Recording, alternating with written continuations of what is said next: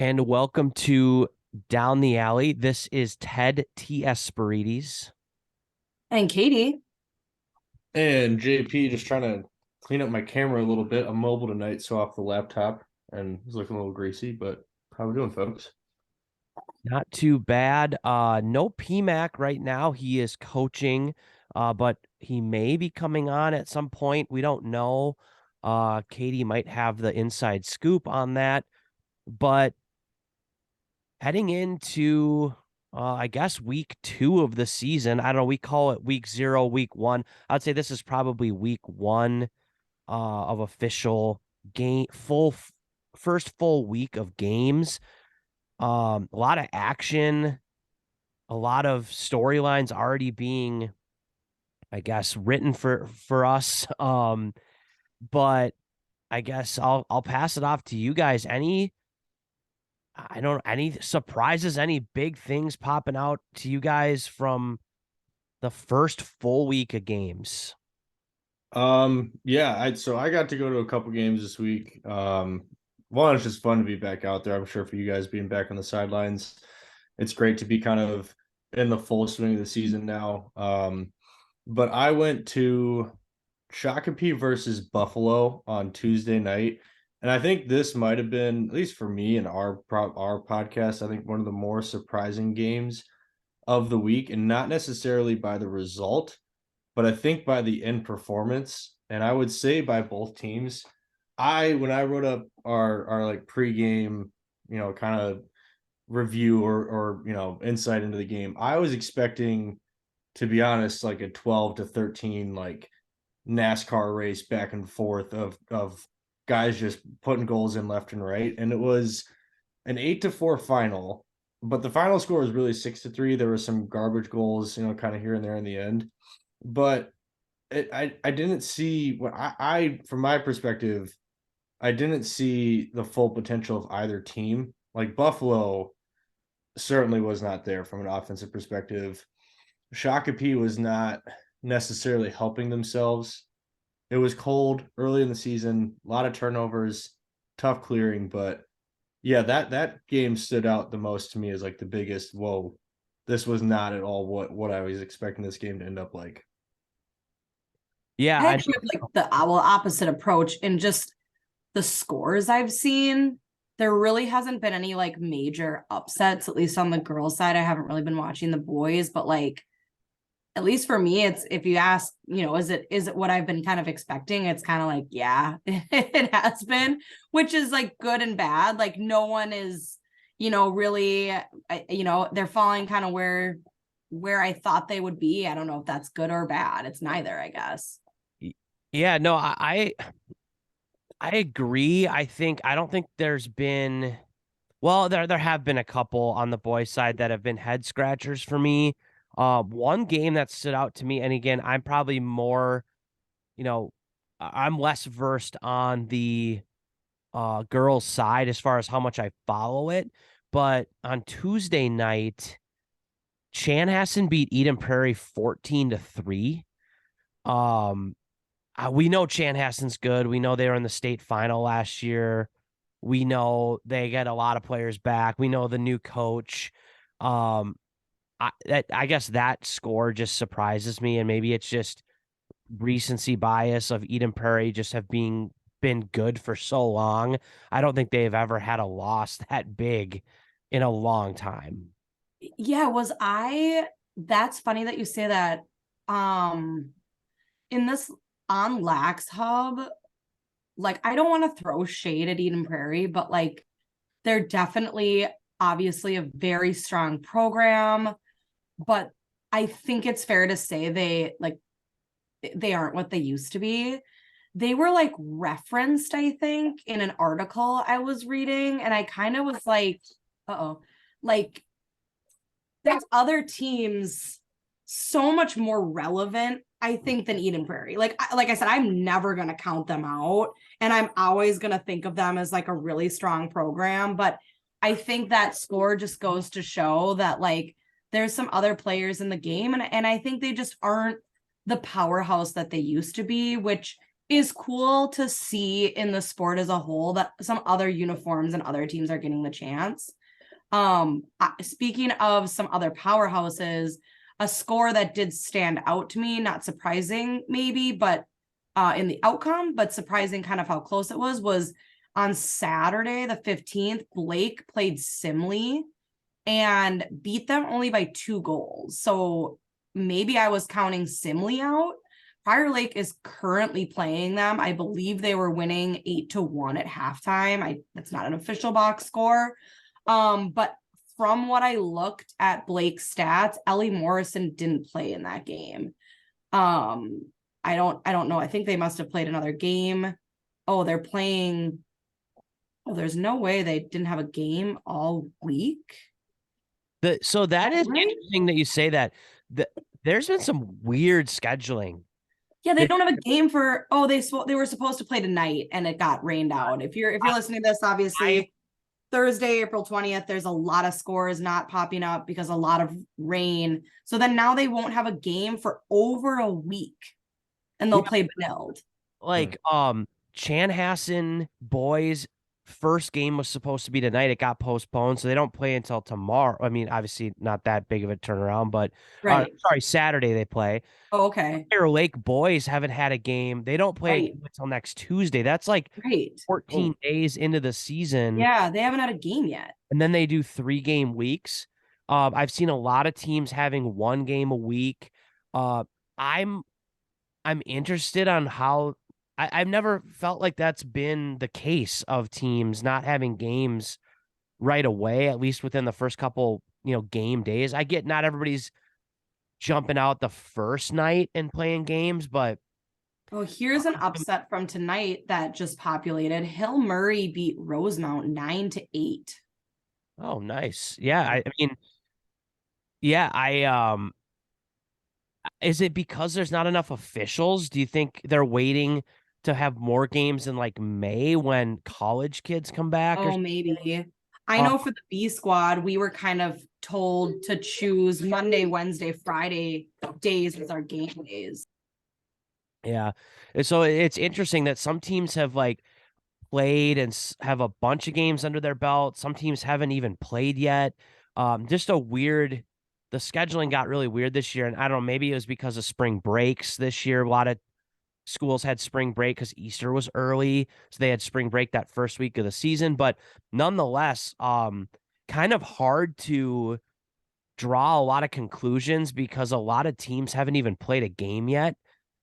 And something that's like just interesting with that is like, for example, Prior Lake, we just talked about, their first game is against Shakopee next Tuesday or on Tuesday that, this upcoming Tuesday. It will be Shakopee's 5th game. Prior Lake's first game. So it's just weird how that all works out. But another score that looked interesting to me from yesterday, White Bear Lake 9, Cretin 8. JP, you were at that game. Not so much that White Bear Lake won, but it seemed like it was a really competitive game, which is great to see early in the season. Yeah, their boys game was close too, right? Yeah, I think it was 13-10 White. Yeah. Boys game was a good one, it looked like. But yeah, I wrote up a whole article on it if you want a more factual recap of what happened with the game. But you can check that out on downthealleypod.com. Sign up today. But it was a great game. It started out 1-1 super quick, and then it was literally back and forth, like matching run for matching run the entire way. I think it tied up at 4, and then it was like White Bear Lake would take a 1-goal lead. Chan would tie it up, take a 1-goal lead. White Bear Lake would tie it, take a 1-goal lead. And it was back and forth the entire way through. It was raining. It was snowing. I was getting texts from my fiance being like, we got to leave St. Paul. There's tornadoes coming. Like the world's about to, there was no tornadoes. It was a little bit, anxious of a way to respond to the weather. But anyway, it was a great game. It was, I thought it was a good insight into like teams that I, as somebody who's not well versed yet in the girls lacrosse scene, to see who are kind of like under the radar, but I think will be very, very competitive, because there was rumblings of CDH being a team to watch out for in the preseason. I didn't hear a whole lot of White Bear Lake, at least I'm not remembering it. And White Bear Lake was with them every step of the way. Both teams were fired up the whole way through. It was awesome. Yeah, it was just a super fun night. Good night in St. Paul. Good rainy night in St. Paul, as they say. And like, I don't care how good or bad the teams are. A 1-goal game is an exciting game. Yep. Like that right there. And I'm looking too from last night. Elk River, Zimmerman. We never forget about Zimmerman. Elk River, Zimmerman, and Andover. Andover beat Elk River, Zimmerman by 1 goal, 5-4. Oh, wow. So again, playing in the rain last night, weather, severe weather. There was lightning down here, so I think it was all after the games were done. But like, I don't care if you are the worst 2 teams in the state of Minnesota. If you're playing each other and it's a 1-goal game like that, that's a fun lacrosse game to watch. That's a fun lacrosse game to play. That's an exciting lacrosse game to coach. Like, it doesn't matter the caliber of skill. Like a 1-goal game back and forth like that is just super fun. And it's fun that we're already having that kind of competition this early in like week 1, week 2, whatever we are. Yeah. Yeah. There's really nothing better than overtime lacrosse. Maybe overtime hockey because it's the same kind of concept. It's fast paced, sudden death, but like overtime for that kind of sport is the most nerve-wracking but most exhilarating thing you can experience either as a fan or a player. I just love it. Like overtime games, 1-goal games.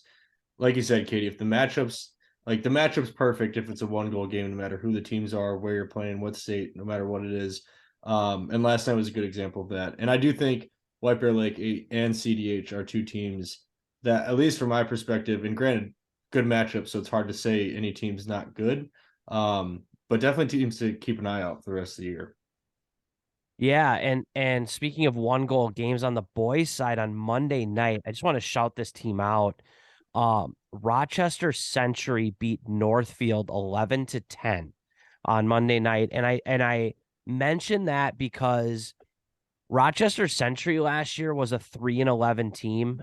I don't know what they were the year before, but they have definitely been in sort of growth/build mode.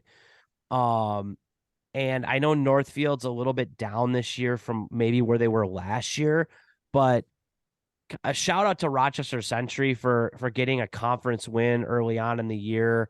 I don't know what's going to transpire with them, but when I saw that score, I was kind of just like, hey, like that's awesome. Like a team that, was 3-11 last year. Like I said, there was a couple games where they were getting beat, 19-1 kind of thing. And then to go out and get the first win of your 2023 season, a really solid win for them.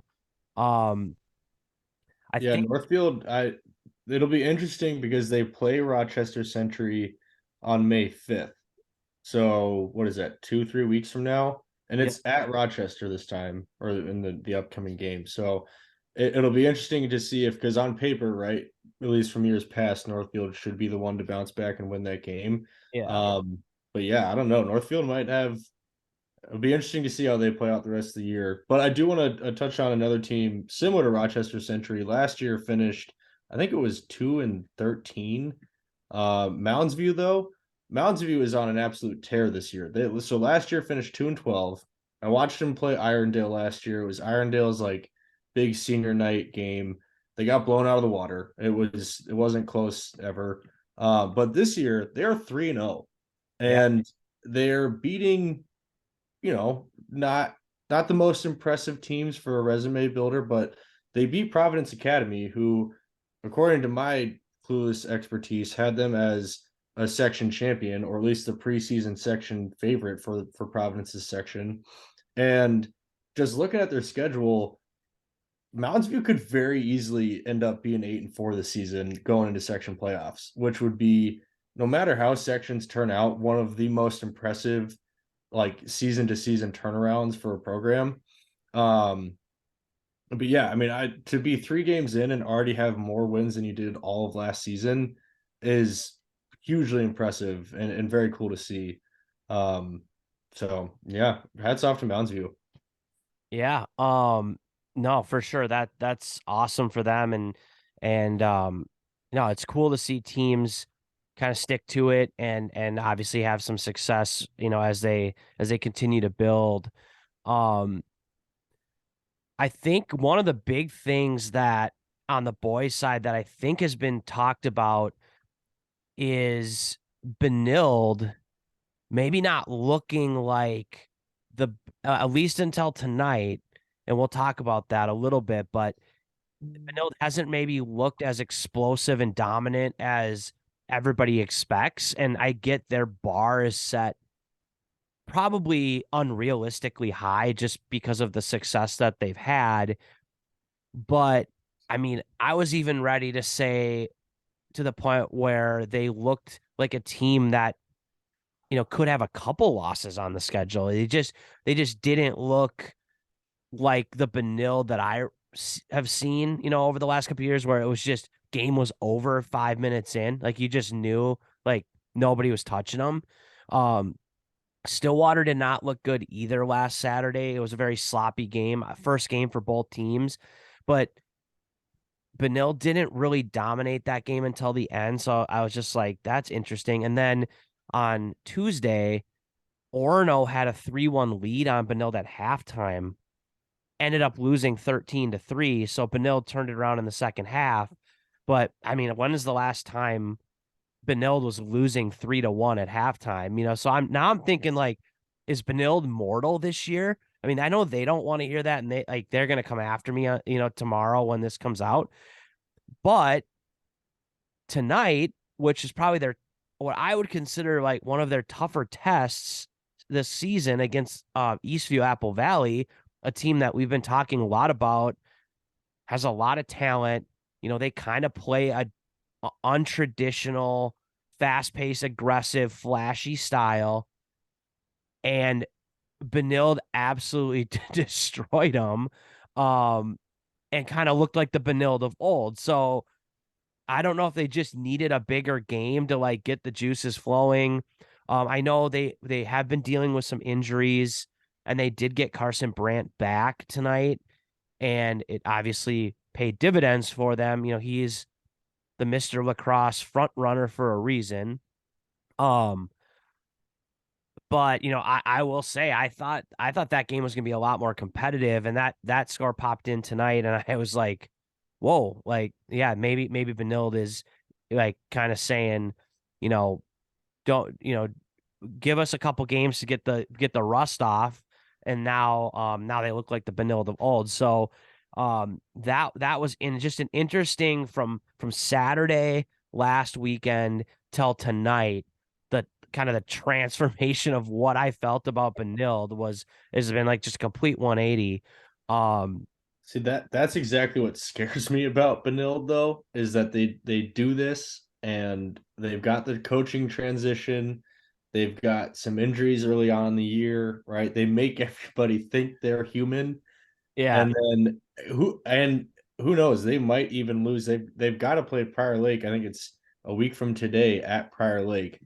Last year, the regular season game was, I think, an overtime finisher, if I remember correctly. So like, and you're going into a hostile environment. I do agree with you, Ted, that I think Benilde will go into sections with a loss this year, but I think that just benefits them because they're going to be able to just kind of make everybody pull their guard down a little bit. And like let's say Prior Lake beats them next Thursday, they go into Edina's feeling like, oh, they're human, we can beat them, and then Benilde just comes in and puts 20 on them, and then they go out to Chaska and put another 20 on them, and then STA they put another 20 on them. I'm like, Benilde's just they're inevitable. Like I think it's almost to their favor to have kind of and this isn't even a rocky start, right? They're outscoring teams by closest game was a 6-goal game, but they've got everybody worried all of a sudden because they were losing through the first 30 minutes, 24 minutes. yeah.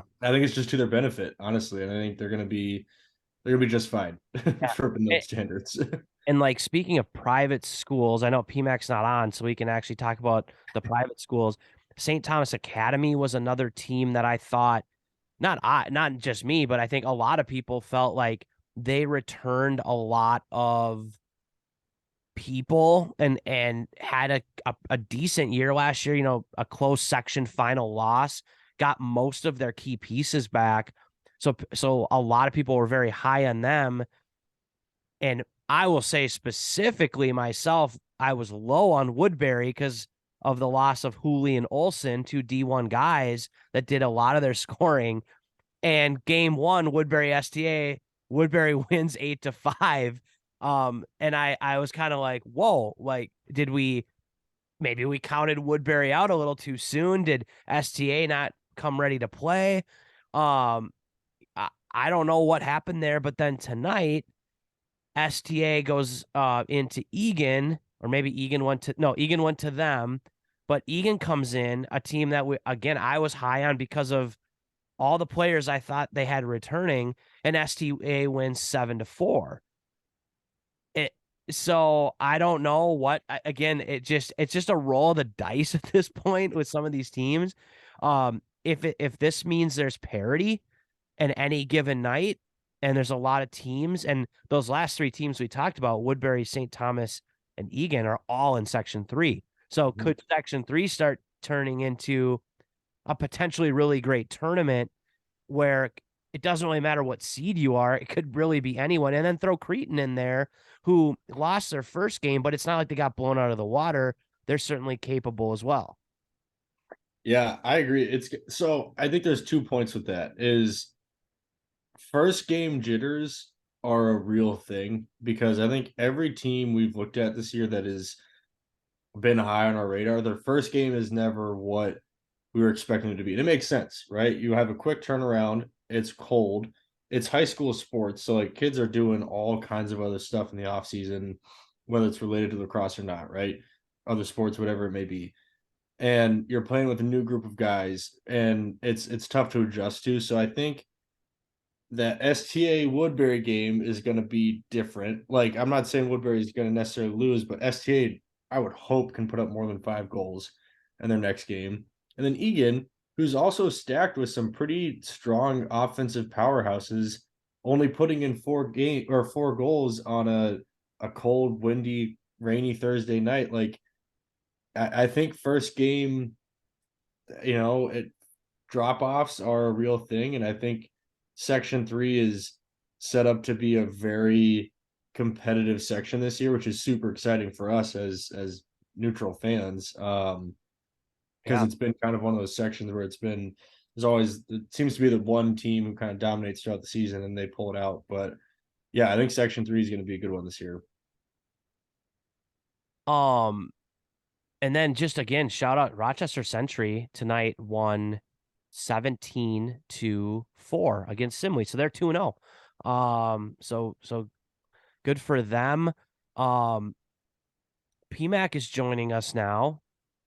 Must just got off the field. I think PMAC, welcome to Down the Alley. Happy Thursday. Happy severe weather warning awareness week. I'll get to that later. I don't want to interrupt too much. Continue on. I'll jump in, where I can here.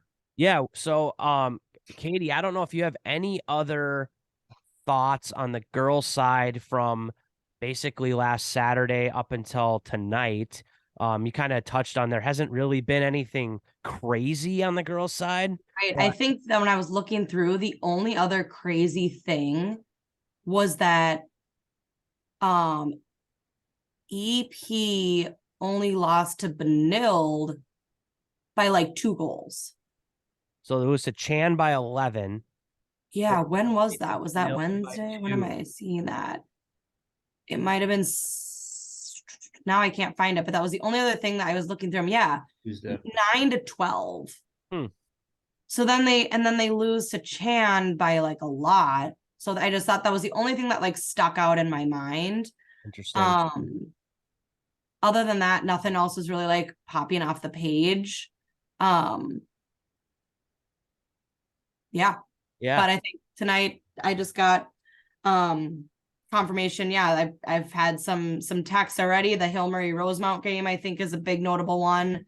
Prior Lake did end up beating Simley. Fun to play a different team. That's not a team we usually see the matchup with. So Yeah. Just the varsity team played them. I don't think they have the other levels, and so it's kind of been a weird week for our schedule and our games, but it was fun. It's been a fun week. Yeah.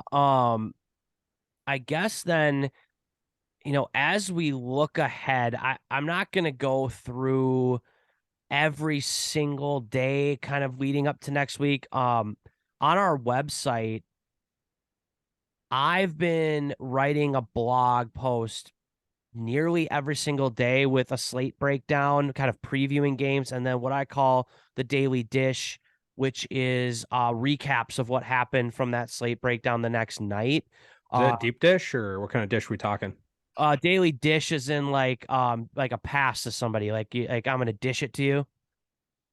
I'm into it. And Yeah. the source has been doing recaps as well Yes. on, I think that's a premium. Is that Yeah, DTA yeah, on so DTA Plus?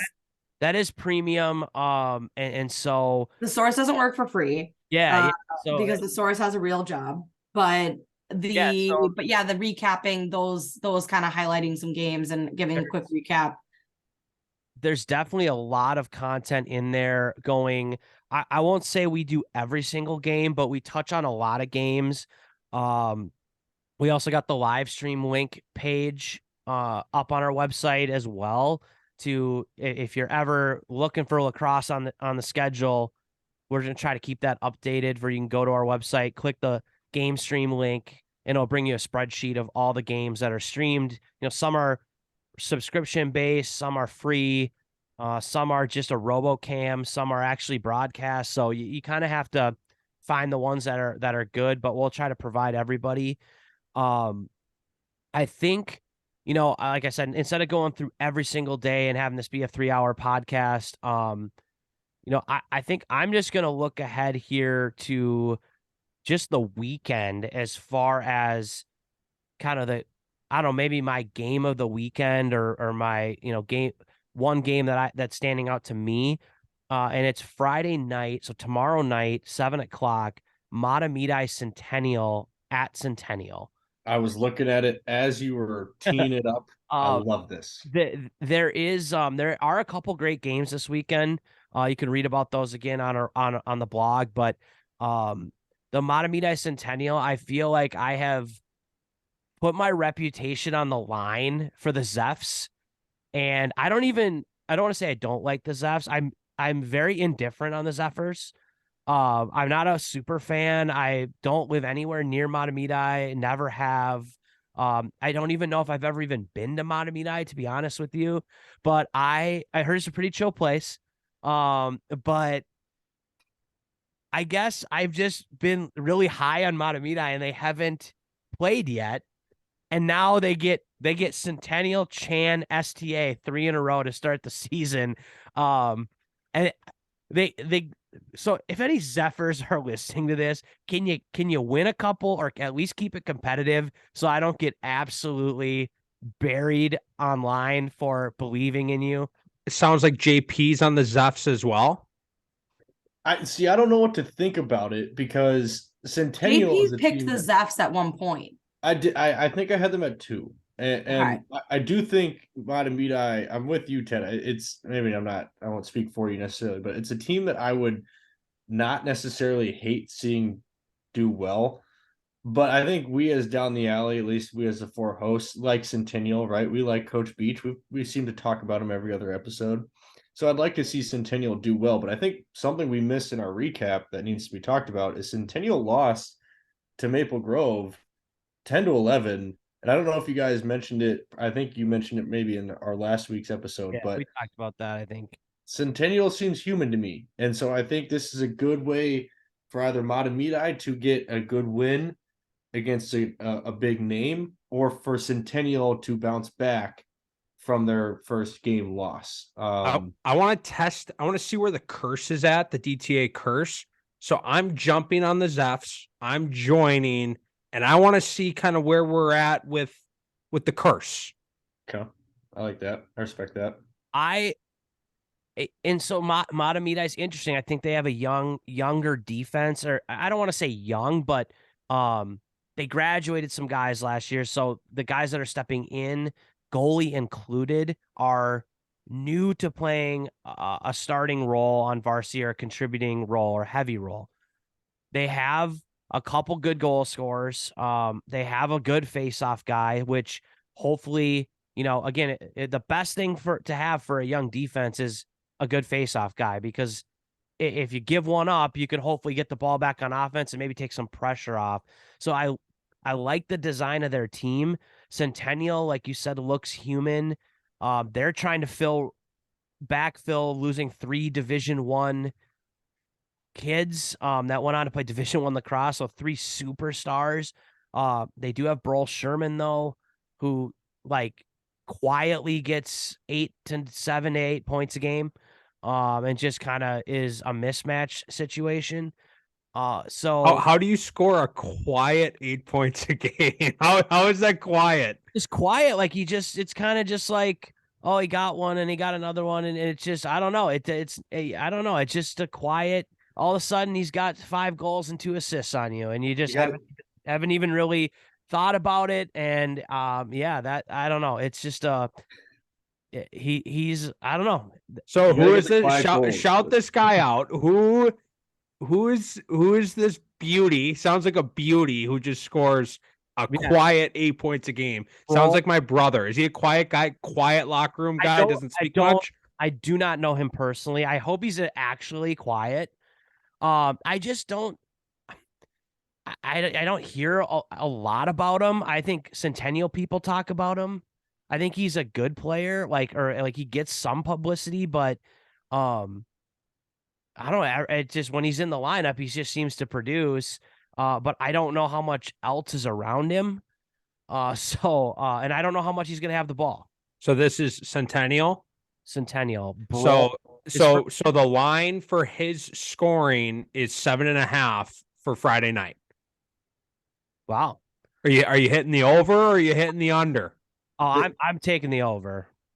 So I think we just down the alley jinxed ourselves because we all took Matamidai and then we just made a line you for gotta play Centennial. both sides. No, I'm still taking Matamida. I know. No, I know. That's what I'm saying. I think we just cursed ourselves by setting ourselves up against each other.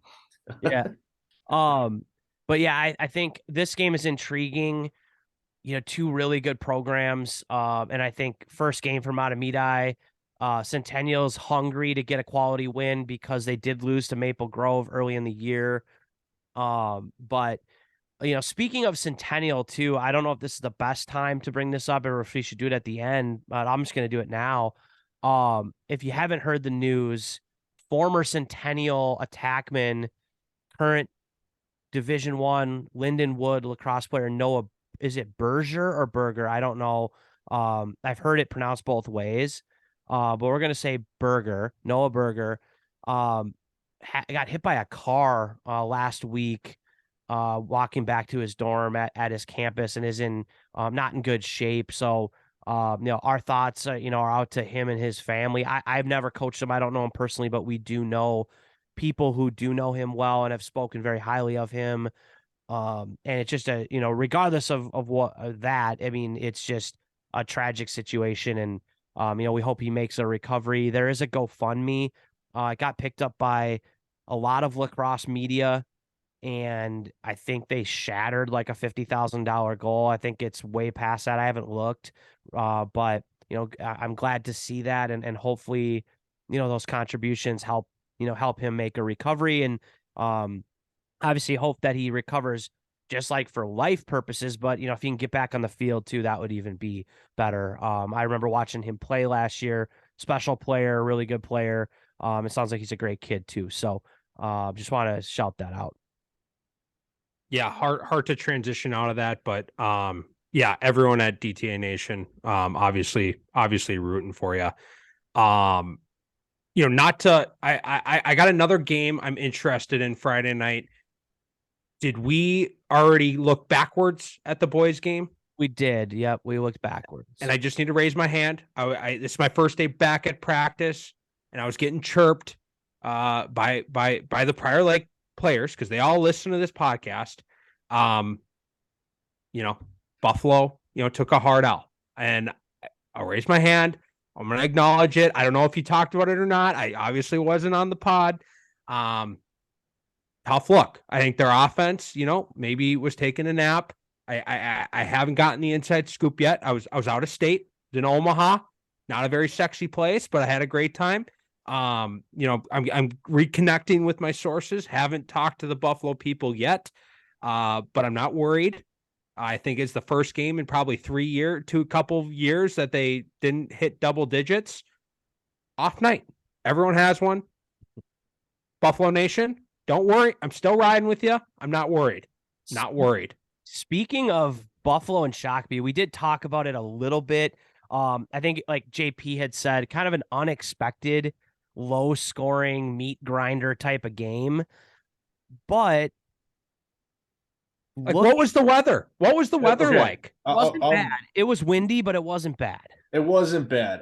It kind of sucked because I went to Jefferson Kennedy right before it. And it's like 16 sunny. I was wearing a t-shirt, and then I go out to Shakopee and it's freezing out. But like, So you were at the game. yeah. I should have texted you. Sorry, JP. I didn't know you were at the game. It was like no one could clear the ball. It was wild. And then the offense for Buffalo just could never get settled. And I think one goal came from man up, 3 goals came from just like kind of chaotic ground balls off away from the box. And then all of a sudden, Lane Kalonji's just tiptoeing around the crease and putting one in. But Shakopee was kind of the same way. So I said it earlier, but I think both those teams just had a really bad night. And I don't think it's indicative of who those teams really are, because I really hope not, because those are 2 teams that I really want to be competitive in Section 2 and not just kind of be like, oh, we're the front runners as the next guys up, and we're just going to be not very good on offense. So yeah, I don't know. But It's so interesting because we talked about those 2 teams like last year were high scoring teams for the most part. And then this year you got Lane Kalonji. He's 31 goals away from the career goals record in Minnesota State High School League. Ethan Nuss is 37 assists away from a career assists record. And then Linus Howard from Shakopee, I think, is even closer than Kalonji. I don't have his official stats because they haven't updated them in Lax Hub, but he's probably somewhere in the high 20s away from the career goals record. So you got 3 guys, offensive guys, chasing down career records, and it's a 8-4 game. And you said like the last couple of goals just kind of came in garbage time or like just weird end of game stuff. But, it was pretty much a 6-3 game until the last, 30 seconds or something. But it's just how it always goes, right? I mean, that's why you fade the public, right? Yeah, everyone was hammering the over. Yeah, You're expecting a ton of goals, but look at Shakopee's scores. They're averaging 3 1/3, 3.33 goals against per game. So their defense is locked down. Yeah. They're not an offensive first team. At least not yet. At least not in the first month. It's only April. April. Yeah. Tip of the cap to them. I think they did lose some offensive weapons this year, and they've made the adjustment to bet on their strengths. And yeah, no, I mean, their defense has done its job for sure. So, and I got one more other thing, because someone was tweeting at me today about it. I tweeted Lakeville North being all the way back, and it seemed like maybe somebody thought that was like an insult to Lakeville North. It was a compliment. I'm complimenting Lakeville North. Someone said they're well coached, and I agree. I think they're very well coached. They've always been. They're always in the mix. yeah, They had one down year. So now they're all the way back. So Yeah. I wasn't trying to insult. I was trying to compliment, pump tires. I think Lakeville's all the way back. Big win on, was it Tuesday against Tonka? Tuesday. Monday. And again, you may have already talked about this, but it was another thing on my list to talk about tonight. We didn't touch on the game. Yeah, I thought that was an interesting Twitter exchange as well. I read it as a compliment too.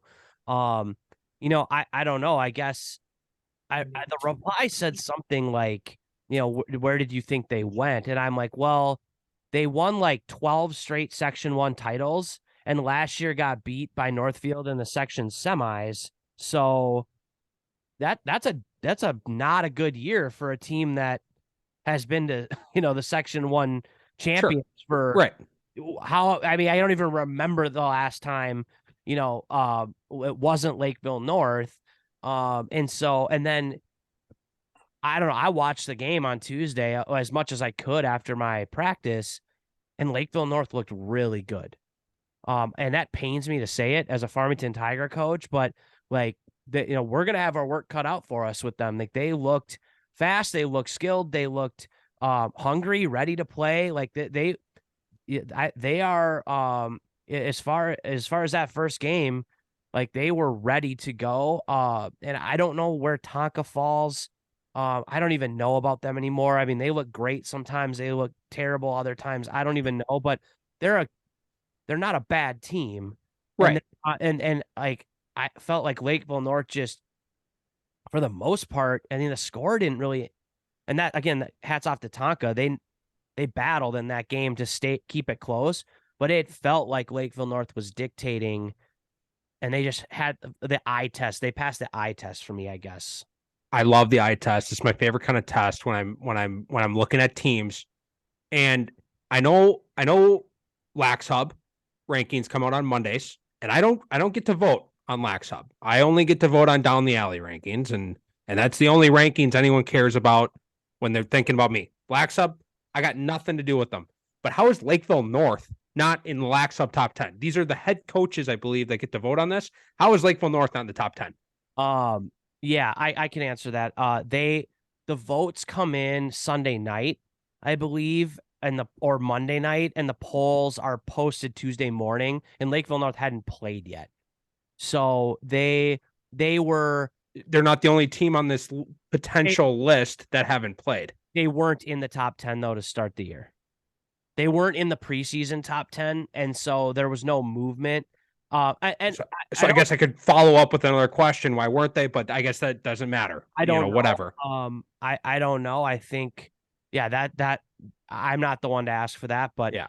The reason, I would anticipate that they are, in the top 10 come next poll.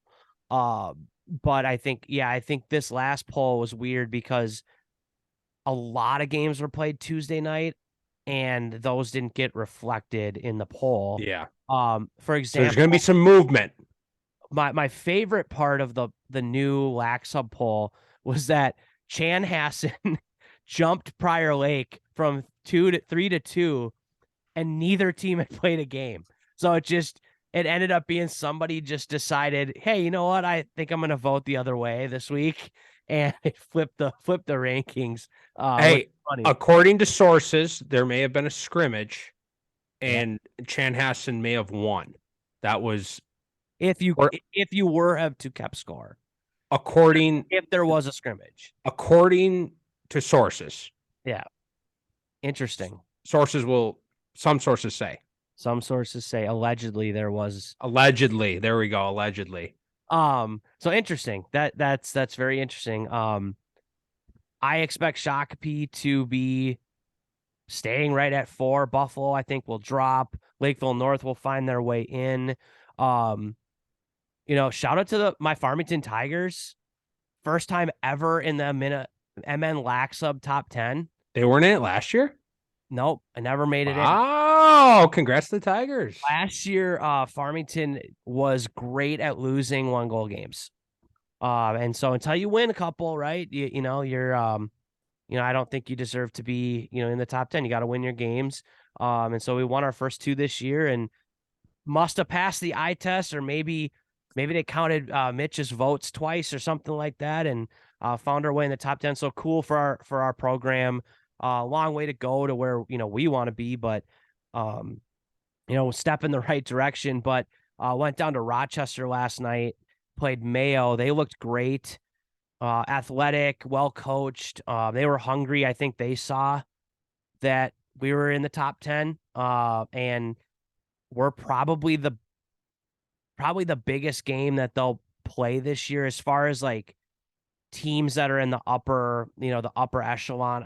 I don't want to necessarily consider my team in the upper echelon, but in the Lac Sub top 10, the most of their schedule is Big Nine teams, that kind of thing. And they do a lot of like double round robin stuff. So I think this was a big game for them to kind of prove like, hey, we belong there. And tip of the cap to them. They gave us a great game. It was 2-2 at halftime. So as an offensive coach, I need to take anti-nausea medication at halftime because I just couldn't look at that score. Ended up 9-6. Farmington kind of snuck away with the win, but stat of the game, I sent this to PMAC. We took 51 shots, 37 were on goal, and we scored 9. So I think doing the math in my head, is that 28 saves for their goalie? Math guy JP. Yeah, you took 51 shots and scored 9 goals. Yeah. Ted, what are your thoughts on that stat? So this is the thing. Everybody I've talked to about this was like, oh, you guys must have had horrible shot selection. You guys couldn't hit your shots. I honestly didn't feel that way. I went back and looked at the film. There were 2 poor shots where I was like, yeah, no, I don't think so. Especially not against a goalie that's having the game of his life. Like, he might have to step in a little bit. But honestly, the first quarter dominated. And it was kneecap save, toe save, face mask, back of the sweatpants, crossbar, butt end. I mean, this goalie, it was a beach ball to him. And the saves got to come in every single way if we're going to make we were getting saves. we were getting good looks. Goalie was dominating. Then I think we started being like, man, we can't solve this guy. We're just going to shoot from wherever. And so like, I don't know, but like 51 shots and 37 on goal, that's not a horrible shooting percentage in the sense of getting your shots on net. Sure. Could we have maybe found some better looks? Sure. Maybe stop shooting for rebounds. We're not playing hockey here. Funny you should say that. First goal of the game that we finally got, took a shot, goalie makes a body save, and one of our hockey players just picked up the rebound in front of that and like slammed it home. Just a easy net front presence goal. But anyway, shout out to the Rochester Mayo goalie. Guy was just a brick wall last night. Maybe I'm just getting a vibe from the games we've talked about recently, and I don't want to get off on a tangent for too long here. But like all the close games we've talked about, I feel like it's just been bad scores, like low scoring games. And I know it's early on, but like shoot the ball, And from the couple games I've been to, it seems like clearing is an issue, which makes sense early on in the year. So can't have possession if you can't clear the ball. But like, I don't know. It just seems weird that there's all these games that are like 6-5, 3-7, like 10-goal games total. And I mean, a high school goalie, no matter where you play, is a high school goalie. And there's some very good goalies out there, but like put the ball in the net, shoot the ball. Like I just, I don't know. It's something that stood out to me, but it's been a rough start for the offenses, that's for sure. I'm gonna blame the weather. I've got I think that's fair. I've got 2. I had one, but I actually have 2 Friday night potential upset alert games that I'm going to be waiting because I don't think I'm going to be able to make the game. Actually, no, I know for a fact I'm not going to be able to make the game. I got 2 upset alerts that I'm excited to see the scores come across Lax Hub, and if they look, if the scores look interesting, maybe I'll try to find the film and check them out afterwards. First one, I believe it's a border battle. I guess I don't know how these 2 cities or situation. I guess I don't know. I guess I don't know. I don't know. Maybe Ted or JP can tell me how it works. Obviously, Woodbury's a city. Is Eastridge a city? Is Eastridge not a prep school? Are they a charter school? What's No, Eastridge? They're a public school in the city of Woodbury. So it is a inter Oh, school. it's like an Eastview. Yeah, there you It's like go. an Eastview. Okay. Exactly Okay. what it is. But Exactly. they're not a combo. They're not. No. They're not a combo. They have a Okay. brand new, amazing high school. Eastridge passed the eye test for me against the Tigers. And I think they're close. It'd be a huge win to beat Woodbury this year for them. But I think they're close. They're going to be fired up for this inner city border battle, fighting over kids situation, I would assume. So I got my eyes on that. Eastridge passed my eye test. I think they're really close to being a good team. Does anyone else have any thoughts on that before I get to my second one? I think it's a bold pick. But border battles, who knows what can happen? It's at Woodbury, though. I would anticipate Woodbury has a pretty decent home crowd from what I've seen from highlights here and there. They do a great job on social media. Shout out Woodbury, whoever's doing that. Can't remember the name off the top of my head, but I think it's going to be a fired up Friday night in Woodbury. I don't know. We'll see. Border battles are exciting, so I'm excited to see that score too. I don't know if I'm ready to jump on the upset, but I don't think either team's going to blow anybody out. It could be a really good game. Okay. Yeah, no, fair enough. And the other one, Rosemount being a top 10, the Hornets, a team I promised I was going to be nicer to this year, a team I'm ready to not, openly cheer for, but a team I think, according to sources, aren't fake news, right? I know I've been mean to them in the past. I've been maybe a little harsh, haven't been wrong, but harsh. I think the Hornets potentially might be back and they're going against Rosemount, who's always Rosemount, and Rosemount's Rosemount. That's a compliment.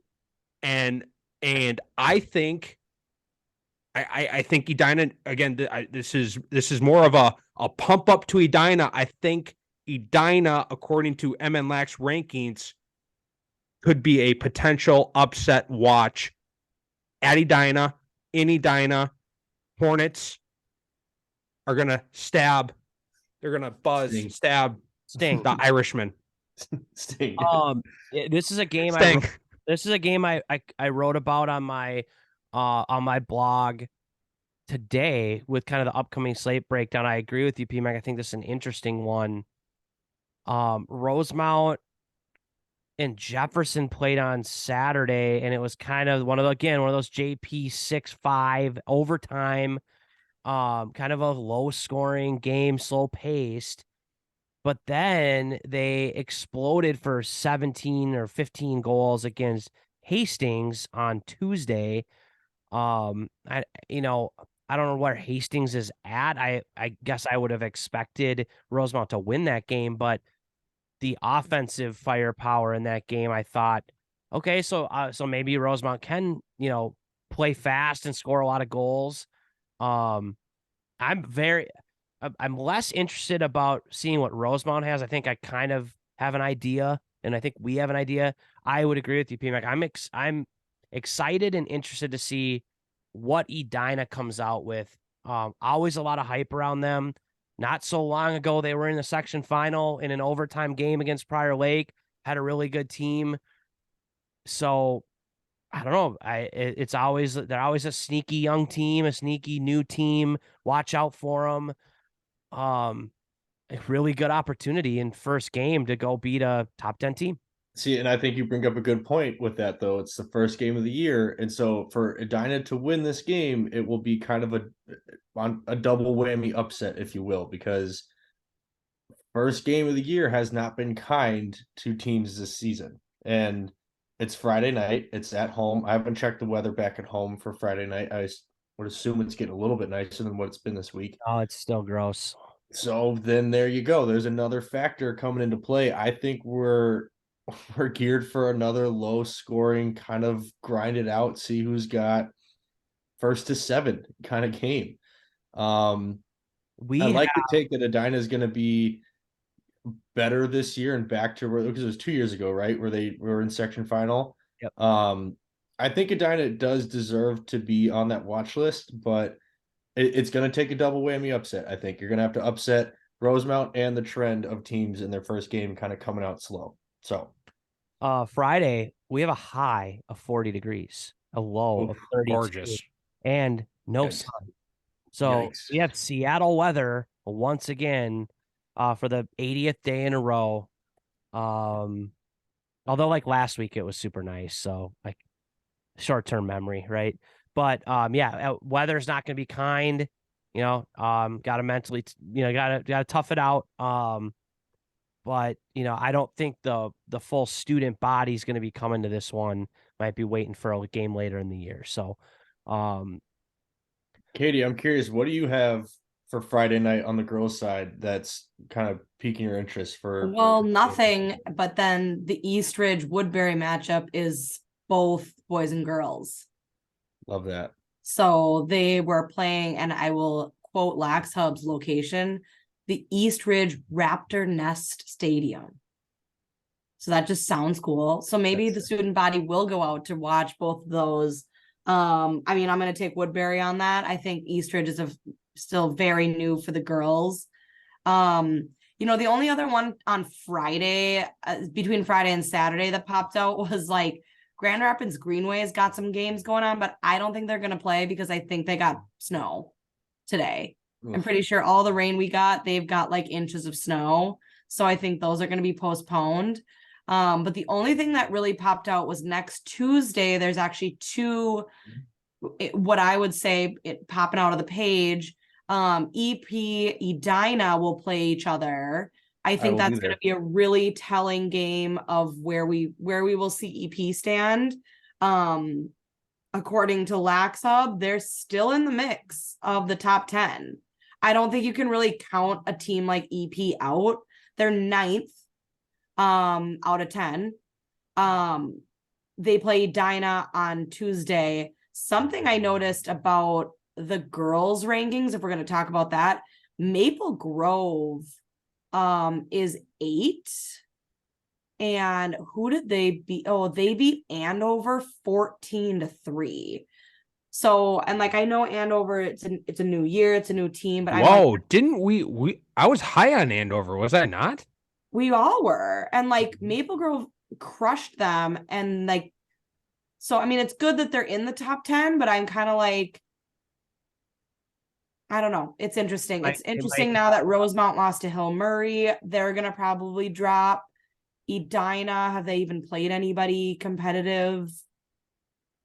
Yeah, no. They'll play EP on Tuesday. So I think that's gonna be a big mover and a shaker in terms of the rankings. And like I said, I don't ever want to count EP out, but like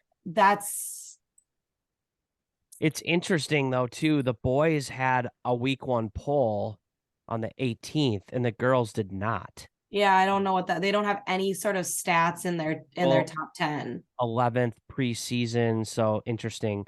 Yeah. But yeah, I mean, so that one, but then also on Tuesday, Benilde plays Blake. That'll be good. That'll be a good So one. That was a good game last year. Really competitive games on Tuesday the 25th. That one's at 5:30 and one's at 7. What's my schedule on Tuesday? Oh, we play Shakopee. So on all 3 levels play Shakopee. So that's gonna be fun at home. Tonight was the varsity home opener, but that will be interesting. I might have to do 2 games in on Tuesday if that Benilde game is before that Edina EP game. I will be at the Edina EP game. Very excited for that one. It's vice versa. Edina EP is at Edina at 5:30, and then Benilde plays Blake at Blake, so just down the road. If we've got a quick game in the first one, might make it to both. But there's another game I've got it double stacked on Monday as well. Going to STA, they're hosting Blake on the boys' side, but before that, Visitation is hosting Robbinsdale Cooper just across the street from STA at 5:15, which is kind of a weird time, I feel like, for a weekday game, but I'll take it. Works for my schedule. But Visitation last week on Tuesday, or this week, I should say, played St. Croix Prep, who we were all very high on in our preseason rankings. They played them to a 8-4 game. And I don't think anybody would have seen that coming based on where we had St. Croix Prep ranked in our preseason rankings, and Viz has just kind of been Literally never talked about Viz on the never, podcast. yeah, I don't think we've ever mentioned them on the podcast. Robbinsdale Cooper, coming off, well, I'm loading with the internet, coming off a kind of a blowout loss to Kennedy on Tuesday as well. But I think this is going to be a game that on paper matches up very well, but Viz might just come out of nowhere and have a big homestand and get a big win. And it'll be cool to get two new teams on the social media. Very excited. Two new programs I've never been to, never watched a game, never been to a game. But yeah, one I'm very excited to see and get an eye into programs I know nothing about. And then, Shout yeah, out both of those teams, because both of those teams had teams when I played in high school. So like they were some of the OG teams that popped up right on the scene, like in 2006, 2007. So like that's who we played. So they've been around, and they keep trucking along, and they haven't dissolved at all. So that takes people involved to make sure they get schedules and they get games and they keep the girls coming out. So that's super cool. yeah. Viz also has one of those, like, because I used to drive by it all the time going to STA. They've got one of those like old school all grass field, kind of in like a natural dome, old school scoreboard. Like, Yep. it's very mid-century kind of old school stadium. Very excited to be out there. It looks like the grass is well taken care of. I'm a sucker for a grass field. I think it'd be awesome if more teams were playing on it. But yeah, very excited to see that game. So Who was the team that I said they had a cool logo on? The Ducks? Who are the Ducks? It's a combo team. St. Paul. and Two Rivers combined. Yeah, unreal logo. Like we slept on their logo during. I don't think we knew they were co-opted yet, but it's a cool like mallard duck. I like That's that. super cool. Do they run the flying V for a clear? Hopefully they do that, which would be impressive, because I feel like girls lacrosse needs way more Ducks fly together. strength in their clear patterns. Okay, so this is actually something I wanted to bring up, because I've said this before. I don't know a lot about the girls' game. I'm learning more about it. I'm excited to get more exposure to it this season. And this was maybe just a nature of the White Bear CDH game and what I was looking at, but because the field is so much longer, the clear game in girls lacrosse reminds me, and this might be a stretch of an analogy, but reminds me a lot of football, because it's like a slow paced clear game, and you have to be a lot more strategic on how you like move up the field. And maybe I'm completely off the rail on this one, but it just seemed like it was a lot more. You have to be a lot more patient and deliberate in the clear in the girls' game. Am I wrong on that? Am I missing it? Well, Katie? there's I think it's no just- timer. You can take the whole game Yeah. to clear if Yeah. you want. Well, you have to step out of the crease. You get your 10 seconds in the crease, and then you have to step out. I think it's just so underutilized in the girls' game. And that was something Coach Getz said in her Chan in her interview, of like, it is so brushed aside in the girls' game in Minnesota that like there's just not a lot of strength in it as a whole. But like it should be fast paced. It just isn't, because I think there's just not a lot of focus on it to kind of practice it and make it what it could be, in my opinion. It was interesting because it kept kind of turning into like 4-on-3 matchups, like 20 on the 20-yard line, then up to like the 40, then the opposite. Yeah. So it was kind of cool, because it was, like I said, it's a lot more like football, where the middle of the game or middle of the field is a lot more prevalent, because you're trying to move the ball to one way or the other. And there's I no, think- like you said, there's no time limit to pass the midline. Is that what you're talking about? Yeah. Like, so it's kind of like it, like I said, it's very underutilized in terms of like a strategy. yeah, being a little more, you can be more patient with it, which I thought was cool. But yeah. So Well, I think we've covered a lot of last week's games, previewed some of the matchups coming up this weekend, even into next week. If you want more in-depth analysis from clueless lacrosse coaches, you can sign up on our website for DTA Plus Premium. We got boys and girls content. I know PMAC did a couple live streams of games, kind of gave his commentary on DTA overtime. More stuff to come, but it's been really fun following so far. And I think things are just starting to heat up. Hopefully Prior Lake gets to play a game soon. And we get to see where they're at. And I have a restaurant. we have a restaurant. We'll Yeah. end with a restaurant. I have a rant, and I have a non-lacrosse leaderboard that you're all gonna love from a fan of the show who's doing a very cool story. Katie, go first with your Yeah. restaurant. Ted, you're gonna love this leaderboard. I guarantee it. Katie, go ahead. So we don't have a kitchen. We're renovating our kitchen. I think we could say we're renovating our house at this point. It's kind of seeped into other areas of the house. So we've been eating out a lot. Funny how that happens. And there's a place that we've seen, we've known about, and we've slept on. We've absolutely slept on it. Did I go here with you? Yeah. The genre says Japanese, but I don't know. It's fast casual. So I don't know where that puts it on like a restaurant situation, and it's a chain. So I know I'm setting myself terrible. It's Hawaii Poke Bowl. Oh it's- yeah, this place is legit. So there's one right by our house in Apple Valley, and I teach at Core Power right next to it. For years, I have had no interest in going there. I'm very new to the poke scene. I've liked sushi now for maybe only a couple years, and I haven't really gotten into the poke, mostly because I've never really ordered it. We haven't really gone anywhere. It just haven't really tickled my fancy about like, I think I'm really craving a poke bowl. I haven't dove deep into the poke. We've made it at home. I've loved it. So one day, because I'm kind of at like I'm reaching for anything at this point to eat, I was like, I'm going to get Hawaii Poke Bowl. Very convenient. I finished teaching, grabbed a bowl. It was life-changing. It was so good. It's not cheap at all.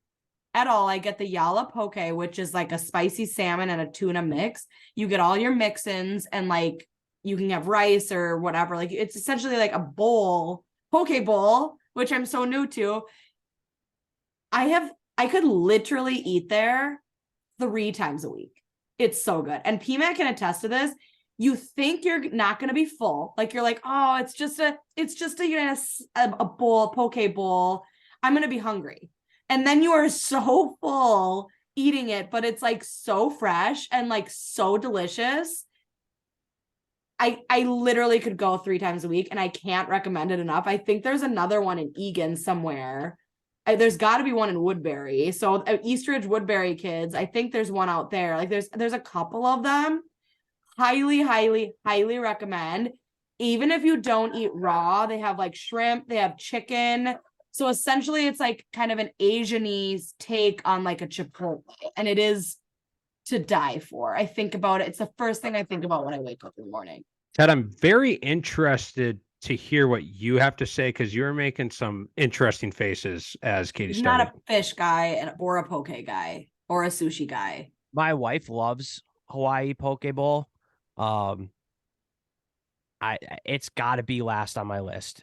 Oh, it's so Might not good. even be on the list. It probably didn't even make the depth chart, to be honest with you. I thought it would be like I a hot probably weather would thing because rather- I probably would rather just be hungry than go there. Did Horn text us about? Yeah, Horn probably likes it. But I mean, he's never Okay, texted us I about mean, this. I don't know. No, Ted and I. Oh, yeah, I think he likes it. I've actually heard a lot of people like did it. he text you about this? Like besides the point? I believe so. It was like I don't know, a month ago. a few months ago. Yeah. I deleted the text right away because I was like, Well, I didn't know that. I've completely like found it like on a whim of like, okay, I'm just gonna try it. I think it was one of those 80-degree days. Well, Wiederhoft always talks about it, and he's like obsessed about it. And I was like, dude, you're weird. Like you like the same restaurant as Rob Horn. Like I'm not really interested in it. So I was on my own train. I didn't know either of those things. I had just literally picked it up because I was like, I'm starving and it's 85 degrees. It's an all seasons restaurant. So Yeah. I will agree with you. I am on board. I do like it, and I will compare it. Like it's got some like You crack love cocaine. it. You are It's got no. underplaying Let it. me finish. It's got some like crack cocaine in it. Like I'm gonna compare it to before Chipotle deported all their employees in like 2008, 2009. Like when there was actually crack cocaine in the Chipotle, You and can't like say in that. no, this legitimately happened. It was very And then yes, there's like I know cocaine and what you're talking about. Coca-Cola in like the 1950s. This is how Hawaii Poke Bowl is. They lace it with something. It's laced with something. I don't care. It's so good. And then we went and we just sit there and it is like so tasty. The flavors together is just Yeah, It's I'll just just- have to take your word for it. so good. I'll So go there with Rob Horn then because he likes good things apparently. real quick, and I Horn might know about this place. I got Bagu sushi on Sunday while I was bouncing back from my wedding shower on Saturday, and I got the ramen and the spicy tuna roll that they have. And the ramen was like inedible. It was so hot. Like I don't know what spice they were putting into it, but they put a spicy ground pork into it, and it was delicious. But it was an experience with spice I've never had in my life. Like it was like the sensation that black pepper does to your nose, but like your whole face all at once. And it was like a battle between me and a bowl of food, and it was awful in the best way possible. And then the sushi, I don't know, had some kind of chili pepper in it too. That I try to. My fiance is Japanese. I try to adhere to the Japanese way of eating the sushi in one bite, and every single like piece of sushi roll I was eating was like an atomic. It's probably a like a wave of wasabi and just like Your fiance, blast of heat just going straight. Yeah, in she's my part face. It was Japanese. That's I awful. think the Yeah. most shocking part of the story. Yeah, who knew? But it was I love Wagyu spicy sushi, tuna. man. It's a Thai place too. It's Ugh. phenomenal, but it will mess your mouth Where up. is it? So spice. It's on Chicago in like 40 Bagu? 48th, I think. Phenomenal, but so hot. I would love to see a PMax review on the Instagram of the spice level of these two dishes because it was absurd. I'll give it a run to stay on the food talk, and then I'll do my rant. I'm so jealous.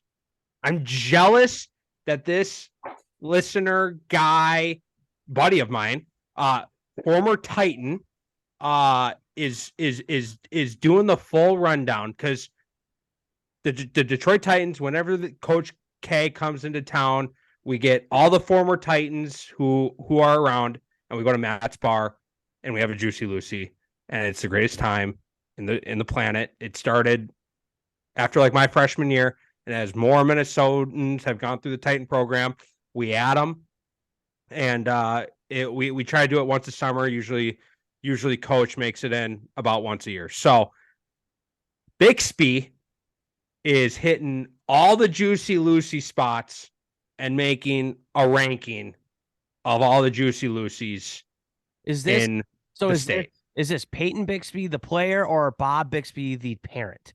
Peyton Bixby, the player, the goalie, Fantastic. Okay, one of my recruits. didn't know he listened. That's awesome. Yeah, so absolute beauty. So he asked me, he was like, "Hey, I know you love Matt's bar. Like, where else should I hit? Like, whatever." I gave him a few spots I've been to. One of the spots he hasn't gone to it yet, but I wanted to make sure to bring it up and ask you for the people, for Peyton, for everybody. He said, when I go to Blue Door Pub next, because that's one of your spots, right, Ted? It looks like JP maybe too. He's asking me, so I'm gonna read the text. Do I do the blue cheese as the original, or should I ask for cheddar American? His buddy said, do blue cheese for the original Juicy Lucy. So Blue Door, in college, I'm not kidding. I literally lived right next door to the Selby Avenue, like OG Blue Door. Oh, yeah. and we frequented that place probably 3 times a week at a minimum. And the Blue Door Juicy Lucy's, just in general, first of all, get the blue cheese. It's their way of doing it. It's you got to go with the restaurant, I I'm think. gonna wait for Ted's my reaction, but opinion. okay. But whatever. Their Juicy Lucy's suck.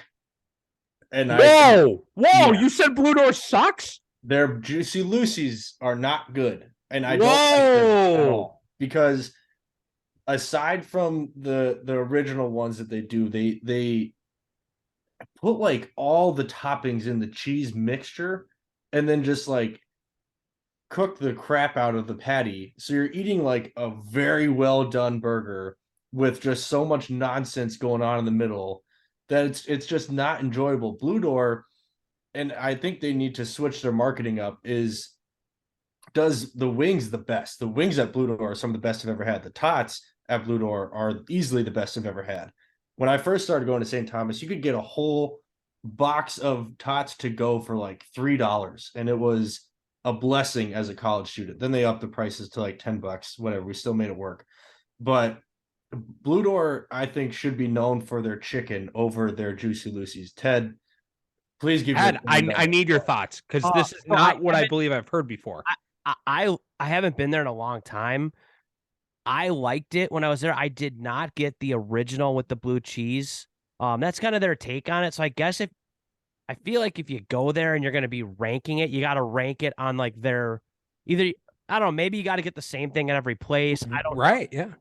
But I thought it was good. I remember getting a special there where it was like cheddar bacon inside, but then they had like maple syrup and a fried egg. It was like it was called the lumberjack or something like that. So it was Mhm. like an interesting take on a burger. I thought it was pretty unique.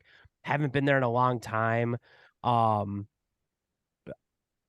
I mean, I guess, yeah, I probably wouldn't say no to it, but I honestly, it's been at least 5 years, maybe more, maybe 7 now since I don't think we've gone since my oldest has been born. So, it's been a while. The only time I've Sadly- ever been to Blue Door was with you and mom and dad. And from what I remember, I just went to Matt's bar for the first time, and I think I still prefer Blue Door. I just remember it tasting so much better.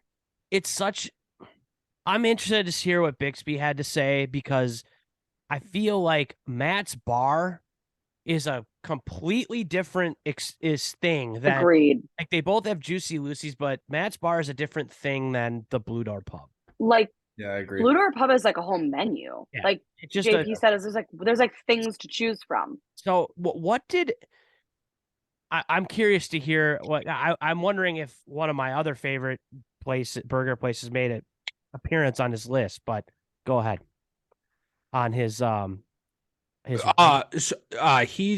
you have a recommendation for him? Because I've given him a few. He has a pretty solid list. He is still doing research, so the list is not final. But what was the place that you wanted to bring up? I'll make sure it's on his list. So the Nook. It's on his list. Okay, And he's been there. And so they have a really interesting one. It's called the Spanish Fly. And it's a chorizo beef burger blend, and it's got queso in the middle instead of just cheese. So it's like, again, That sounds if you're good. comparing a Matt's Bar Juicy Lucy or a 5-8 Club Juicy Lucy to some of these more like different takes, it's kind of apples to oranges. But I would say definitely go to the Nook. And hey, if any of our listeners are still listening and you're looking for something to do after you go to the Nook, Cretan hosts Chanhassen boys lacrosse Saturday night, 7:00 under the lights. Why don't you just go to the Nook and then go to Cretan, or maybe go after? I don't know. I don't know if you want to be sitting at a lacrosse game after you go to the Nook, but right across the street from Cretan Durham Hall. So I don't know. Could be something for the people to do this weekend, April 22nd, night game for the Raiders. The Nook has a very special place in my heart because on Mondays they do $2 chucks. So it's like a McDonald's like single burger type patty that you get for $2. We would go there and spend $15, get 5 burgers a piece, and it was phenomenal. And Monday That's so Night college Football, to be like, I'm it gonna was get 5. it was great. The Nook is phenomenal. I'm curious, and this might not be on the list because it's more of a chain, and I live right next to one now. It's 5-8 Club. And I went last week with my cousin who was out of town. He wanted to try Juicy Lucy. We wanted to walk. So we went to 5-8 Club.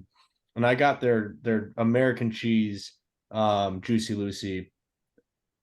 Pretty solid burger. I mean, it wasn't blowing, me out of my socks, but like it was a good burger. I know there's the rivalry between 5-8 Club and Matt's for like the OG Juicy Lucy.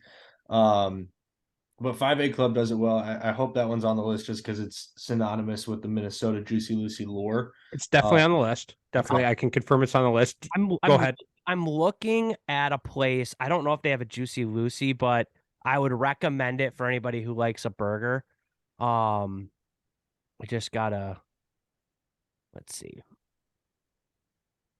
It doesn't look like they have a Juicy Lucy, so I don't know if I'm allowed to throw this out there, but I am. Manning's Bar in Como, by the U of M. Como Ave, kind of the northern side of the U of M. Dive Bar, Manning's, Mannings. Actually met my wife there. So special Not a place big in my deal. heart, but unreal burgers. And it's just a little dive bar. No Juicy Lucy though, so I don't know if we can add it to the list. But if you're ever over by the U, So do we want? So he has been to a couple places. It sounds like. Do we want to wait till the end of his research is done? Do we want to hear the movements? No, I want to hear the end result. Yeah. oh, end result. Okay. End result. Okay, the people want to Like wait. he's doing the legwork. I want the answer to the test. You want I'm a the answer at cheater. the I end. want the answer to the test. Okay, I won't give any But, previews like, on what I he's don't know. thinking I don't know so if far. I trust. Like, is he a foodie? Bixby. He's be. he's a Titan. You learn to be a foodie at Detroit. A Coach K. Was this makes the list you referenced? Like the rankings? You were like, I've got some rankings.